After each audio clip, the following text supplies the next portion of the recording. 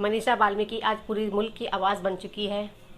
मुल्क भर में हर जगह से मनीषा के हत्यारों को सज़ा दिलाने और मनीषा को इंसाफ दिलाने की आवाज़ हर ओर से आ रही है।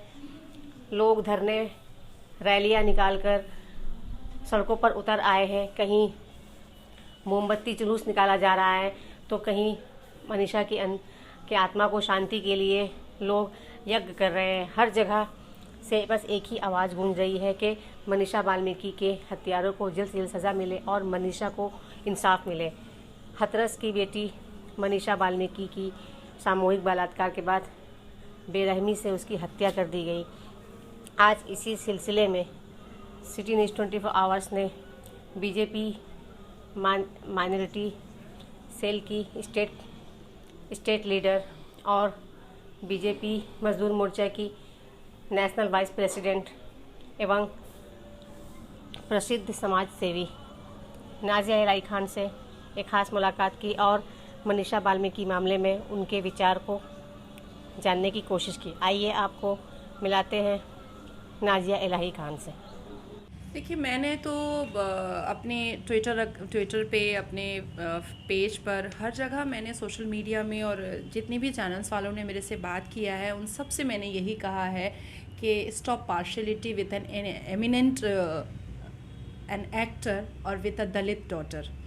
एक मशहूर अदाकार का जब डेथ होता है या उनका जब सुसाइड कम मर्डर होता है तो उसके लिए भारत की सरकार के पास बहुत वक्त होता है, उसके लिए भारत के सीबीआई के पास बहुत वक्त होता है, उसके लिए कुछ ऐसे मीडिया चैनल्स हैं जिनके पास बहुत वक्त होता है कि वो कंटिन्यूड उनके न्यूज़ दिखाते हैं और उनके लिए स्टिंग ऑपरेशन करते हैं, उनके लिए गवाह ढूंढ करके लाते हैं। तो एक मासूम दलित की बेटी के लिए वो स्टिंग ऑपरेशन, वो गवाहों को ढूंढने का ज़रिया और जगह जगह जा कर के उनके लिए उसकी इंसाफ के लिए गुहार लगाना क्यों नहीं कर रहे हैं। आम जनता बहुत गुस्से में है, हम मुस्लिम्स बहुत गुस्से में हैं, हम औरतें गुस्से से अपने आप को बर्दाश्त कर रहे हैं कि आखिर कब तक सियासत की बलि औरत चढ़ेगी, कब तक सियासत औरत के इज्जत को तार करके ये कहने की कोशिश करेगी। जैसे हम लोगों ने एक एमएलए की बात सुनी थी, वो भी शायद बीजेपी पार्टी से बिलोंग करते हैं, कि जब तक हमारे अंदर शऊर नहीं आएगा, हमारे अंदर तरीका नहीं आएगा, हम लड़कियों को हमारे माँ बाप को सिखाना चाहिए तरीका और शऊर से रहना, तरीके से रहना, जब तक ये बलात्कार बंद नहीं होगा। तो मुझे पूछना है, ऐसे चाहे वो बीजेपी से हो, ऐसे दिमाग के लोग, चाहे वो टीएमसी से हो, चाहे वो किसी भी पार्टी से हो, मुझे पूछना है कि 2 साल की बच्ची का जो बलात्कार होता है उसके अंदर कौन से तरीके और शऊर की कमी होती है। 70 साल की अगर किसी एजड ओल्ड एंड अलाइंग लेडी का अगर बलात्कार होता है, 50 साल की अगर औरत का बलात्कार होता है, 6 महीने की बच्ची का जब बलात्कार होता है, तो उनके अंदर कौन से शऊर और तरीके की कमी रह जाती है। मुझे तो पूछना है सरकार से। देखिए, सरकार चाहे जो भी हो, और मैं किसी भी सरकार से बिलोंग कर रही हूँ, मसला वो नहीं है। मसला सिर्फ इतना है कि मैंने ट्रिपल तलाक पर भी बात उठाई थी, अपनी आवाज़ उठाई थी, अपनी गूंज बहुत दूर तक पहुँचाई थी, मेरी गूंज पार्लियामेंट तक पहुँची। मैंने कामदनी पर भी आवाज़ उठाई थी, तब मैं टीएमसी सपोर्टर थी। मैंने निर्भया पर भी आवाज़ उठाई, मैंने गुड़िया केस जब हुआ था तब मैंने उस पर भी आवाज़ उठाई थी। ऐसा नहीं है कि आज मैं अगर किसी ऐसी पार्टी से बिलोंग करती हूँ और अगर उस सरकार के अंदर अगर महिलाओं की इज्जत पर उंगलियाँ उठ रही हैं तो इंसान को चुप हो जाना चाहिए या औरत को चुप हो जाना चाहिए। एक औरत होने के नाते मेरा पहला फ़र्ज़ है कि मैं अपनी ज़ात को बचाऊँ, मैं अपनी ज़ात को बचाने के लिए जो भी कर सकती हूँ मैं वो करूँ। और आज मुझे बहुत शर्मिंदगी महसूस हो रही है कि वाकई में क्या भारत की बेटी को मान सम्मान मिल रहा है।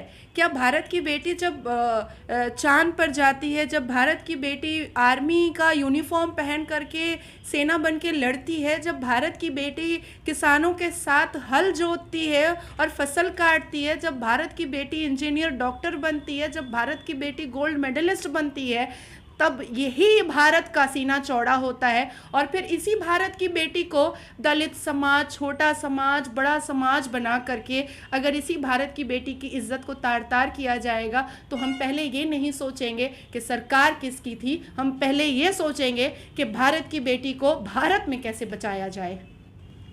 देखिए, मैं बहुत फ्रैंकली मैं कहूँगी आपको, मैं कोई भी इफ़ एंड बर्ड्स में बहुत ट्रांसपेरेंट क्रिस्टल क्लियर बात करती हूँ। मुझे वो बटरिंग वाली या मक्खनबाजी वाली बातें नहीं आती हैं, इसलिए शायद आज मैं बहुत आगे नहीं निकल गई हूँ और पार्लियामेंट में जा कर के नहीं बैठ गई हूँ, क्योंकि मैं मक्खनबाजी नहीं कर सकती हूँ किसी की। लेकिन मैं इतना ज़रूर कहूँगी कि बीजेपी गवर्नमेंट जब आई तो पॉक्सो के जुवेनाइल जो रेप केस थे उसमें डेथ पेनल्टी का एक आगाज़ हुआ है। मैं अब सरकार से ये ज़रूर डिमांड करना चाहूँगी कि 376 के साथ साथ 376 डी सेक्शंस के साथ साथ जो भी गैंग रेप होते हैं, मर्डर हो जाता है या मोलेस्टेशन के जो केसेस हैं, इसको फास्ट ट्रैक कोर्ट है हमारे पास, लेकिन फास्ट ट्रैक कोर्ट में विद इन अ मंथ इसकी सज़ा सुनाई जाए, 1 महीने के अंदर। जैसे निर्भया मैटर में हम लोगों ने देखा था कि बहुत सारे सप्लीमेंट्री पुटअप्स हो रहे थे, बहुत सारे सप्लीमेंट्री पिटिशंस को एक्सेप्ट कर रही थी, बहुत सारे ह्यूमन राइट्स की बातें आ रही थी। तो मैं कहती हूँ कि इन बलात्कारियों को ह्यूमन कहता कौन है? ये ह्यूमन है कहाँ जो ह्यूमन राइट्स की बात आएगी?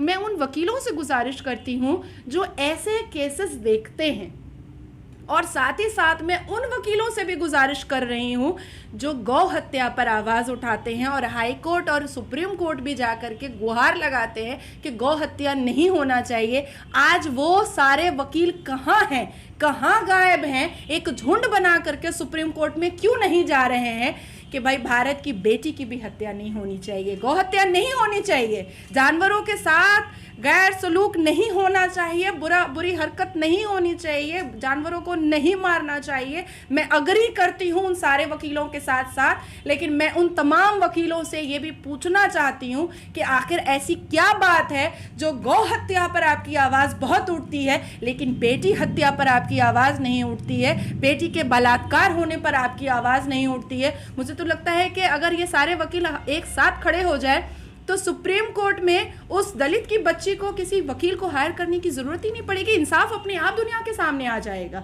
अपने आप ये पूरा दुनिया बिल्कुल जोश में आ जाएगा कि आज पूरा का पूरा कोर्ट, पूरा का पूरा वकील आज बेटी के इंसाफ के लिए खड़ा है।